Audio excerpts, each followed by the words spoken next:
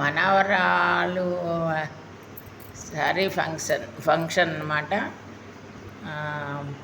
వాళ్ళ ఇంట్లో అందరూ ఫోటోలు దిగి చక్కగా శారీ చిన్నపిల్లలకు 11వ ఏట చీరలు ఇచ్చే ఫంక్షన్ లాగా చాలా సరదాగా చేసుకున్నాను. నా మనవరాళ్ళు అందరూ మనవాళ్ళు అందరూ హ్యాపీగా ఫంక్షన్ చేసుకున్నారు. మా కోడలు వాళ్ళు అమ్మాయికి హారతి ఇస్తున్నారు.